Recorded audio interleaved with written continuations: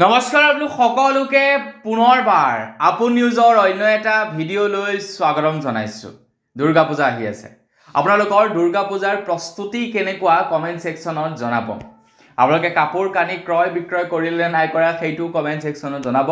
কিন্তু মই যোৱাকালি বজাৰত গৈছিলোঁ আৰু বজাৰত গৈ গম পাইছোঁ এইবাৰ পূজাৰ বজাৰ বৰ বিশেষ ভাল নহয়। অলমোষ্ট মানুহে এইবাৰ অনলাইনৰ পৰাই শ্বপিং কৰিছে আৰু যি দুই এগৰাকী বাছি আছে তো তেওঁলোকে পৰাপক্ষত মানে ব্ৰেণ্ডেড শ্বপিং মলত গৈ বজাৰ কৰিছে। গতিকে সৰ্বসাধাৰণ যিবিলাক দোকানী আছে সেইবিলাকৰ বৰ বিশেষ এটা চেল হোৱা নাই, খুব কম বেছি পৰিমাণে চেল হৈছে। দুৰ্গা পূজাৰ বজাৰ এইবাৰ আন কেইবাৰৰ নিচিনা নহয়, এইবাৰ ঠাণ্ডা বুলি কৈছে। তো আপোনালোকে বাৰু বজাৰ কৰিলে নে নাই কৰা কমেণ্ট ছেকশ্যনত জনাব। তো দুৰ্গা পূজা যিহেতু আহিলে, দুৰ্গা পূজাৰ পূৰ্বে আপোনালোক সকলোৰে বাবে প্ৰায় 17টাকৈ নিয়ম ঘোষণা কৰি দিছে অসম চৰকাৰৰ ফালৰ পৰা। তো এইবাৰ দুৰ্গা পূজাত এই 17টা নিয়ম পালন কৰিবই লাগিব। তো সেই 17টা নিয়মনো কি মই আজি আপোনালোকক সেই সম্পৰ্কে জনাম। তো ভিডিঅ'টো প্ৰথমৰ পৰা শেষলৈকে চাই থাকিব। মই শ্ৰীপাঞ্জিত গগৈ, আপোনালোকে চাই আছে আপোন নিউজ। আহক আৰম্ভ কৰোঁ আজিৰ ভিডিঅ'। আগবাইছোঁ আজিৰ খবৰটোৰ ফালে আগবঢ়াৰ আগতে লাইক এটা কৰিব আৰু চেনেলটো যদি এতিয়ালৈকে ছাবস্ক্ৰাইব কৰা নাই তেতিয়া চেনেলটো ছাবস্ক্ৰাইব কৰি ল'ব। দুৰ্গা পূজাৰ পূৰ্বেই আপোনালোক সকলোৰে বাবে প্ৰয়োজনীয় এই 17টা নিয়ম লৈ আহিছোঁ। গতিকে লাইক এটা মোৰ মতেতো হ'বই লাগে। এতিয়া লাইক এটা কৰক আৰু ভিডিঅ'টো অকণমান শ্বেয়াৰ কৰি দিয়ক যাতে সকলোৱে ইনফৰমেশ্যনটো জানিব পাৰে। বিশেষকৈ যোনে পূজাৰ আয়োজন কৰে তেওঁলোকলৈ ভিডিঅ'টো শ্বেয়াৰ কৰি দিয়ক, সেইসকল পূজা কমিটিলৈ শ্বেয়াৰ কৰি দিয়ক। তেওঁলোকে এই নিয়মকেইটা মাষ্ট বি মানিবই লাগিব। এই নিয়মকেইটাৰ অবিহনে এইবাৰ পূজা পাতিবই নোৱাৰিব। গতিকে এই নিয়মকেইটা তেওঁলোকলৈও শ্বেয়াৰ কৰি দিয়ক। তো আগবাঢ়িছোঁ নিয়মকেইটাৰ ফালে। প্ৰথম নিয়মটো হৈ গ'ল পূজা মণ্ডপ নিৰ্মাণৰ বাবে আৰক্ষী প্ৰশাসনৰ অনুমতি ল'বই লাগিব। পূজা মণ্ডপৰ ফিটনেছৰ অনুমতি ল'ব লাগিব। পৰ্যাপ্ত ভলণ্টিয়াৰ নিয়োগ কৰিব লাগিব পূজা কমিটিসমূহে।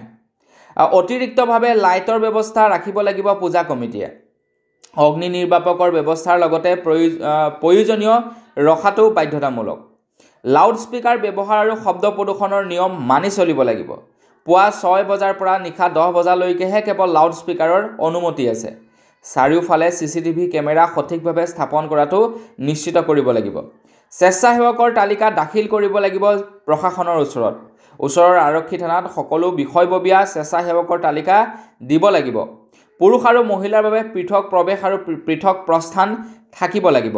পৰ্যাপ্ত আলোকসজ্জা নিশ্চিত কৰিব লাগিব। জেনেৰেটৰ ব্যৱস্থা ৰাখিব লাগিব পূজা কমিটিসমূহে। পেণ্ডেল পহৰা দিয়াৰ বাবে আৰক্ষীক সকলো সুবিধা প্ৰদান কৰিব লাগিব। জৰুৰীকালীন যোগাযোগ নম্বৰ আৰু স্থানসমূহ নিশ্চিত কৰিব লাগিব। যান বাহনৰ নীতি নিয়ম মানি চলিব লাগিব। VIP ব্যক্তি আহিলে আৰক্ষীক আগতীয়াকৈ অৱগত কৰিব লাগিব। ৰাইজক সহায় কৰিবলৈ পেণ্ডেলত 24 ঘণ্টাই হেল্প ডেস্ক স্থাপন কৰিব লাগিব। চিকিৎসককে ধৰি চিকিৎসা দল মজুত থাকিব লাগিব। জৰুৰীকালীন অৱস্থাৰ বাবে এটা অঞ্চল নিৰ্দিষ্ট কৰি ৰাখিব লাগিব। মূৰ্তি বিসৰ্জনৰ বাবে নিৰ্ধাৰণ কৰা নিৰ্দিষ্ট পথ আৰু সময় কঠোৰভাৱে মানি চলিব লাগিব। নিয়ম ভংগ কৰিলে কঠোৰ ব্যৱস্থা গ্ৰহণ কৰা হ'ব। পৰিষ্কাৰ পৰিচ্ছন্নতা বজাই ৰাখিব লাগিব। পূজাস্থলীত ন' তাম্বাকু আৰু ন' এলকহল জ'ন লিখা থাকিব লাগিব।